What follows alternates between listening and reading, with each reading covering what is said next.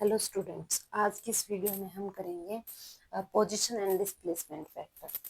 जो position vector होता है उसके लिए सबसे पहले हम अज्यूम कर लेते हैं कि हमारे पास एक्स एक्सिस और वाई एक्सिस दो एक्सिस हैं और इनका ओरिजिन है ओ। अब यहाँ से हम ओरिजिन से कुछ डिस्टेंस के ऊपर एक पॉइंट ए मान लेते हैं और ये जो हमारा ये जो ओ ए है अब ये पोजीशन वेक्टर को बता रहा है। ऐसे ही कुछ डिस्टेंस के ऊपर हम एक पॉइंट बी मान लेते हैं और ये जो ओ बी होगा वेक्टर ओ बी ये हमारी पोजीशन वेक्टर बताएगा।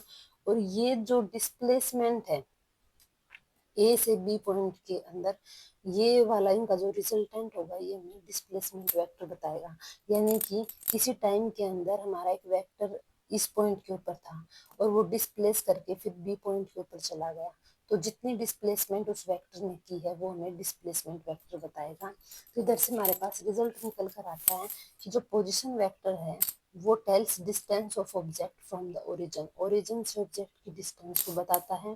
Position vector tells direction of position of object, object की जो पोजीशन होगी उसकी जो डायरेक्शन होगी उसको बताएगा फ्रॉम द ओरिजिन। डिस्प्लेसमेंट जो वेक्टर होगा वो हमें बताएगा how much and in which direction an object has changed its position, कि कितनी और किस डायरेक्शन में ऑब्जेक्ट ने अपनी पोजीशन चेंज की है। जैसे ए से लेकर बी तक उसने कितनी पोजीशन चेंज की है और कितने टाइम के अंदर की है, इसको जो बताएगा वो डिस्प्लेसमेंट वेक्टर होगा। फिर है multiplication of vector by a real number. इधर हमारे पास दो चीजें हैं, एक तो है multiplication of A vector by a real number और एक है multiplication of A vector by a scalar. लेकिन इन दोनों में डिफरेंस है।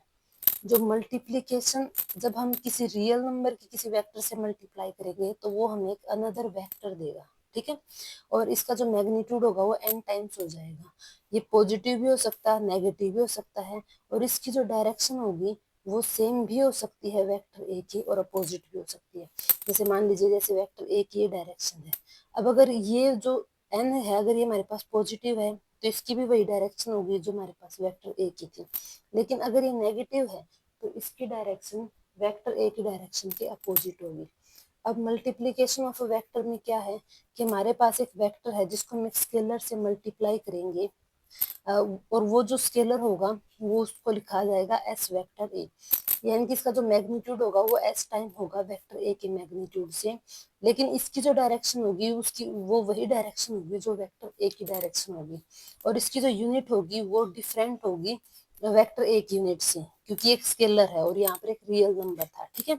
तो यहाँ पर जो जैसे मान लेते हैं कि हमारे पास एक वेक्टर है जिसकी वैल्यू है 100 न्यूटन और जो एस है उसकी वैल्यू 10 सेकेंड। तो अब अगर हम इनकी मल्टीप्लाई करेंगे तो हमारे पास जो नई यूनिट होगी वो होगी 1000 न्यूटन पर सेकेंड। ओके, तो स्टूडेंट्स आज की इस वीडियो में इतना ही। अगर आपको ये वीडियो पसंद आता है then please like share comment the video and also subscribe the channel. Thank you.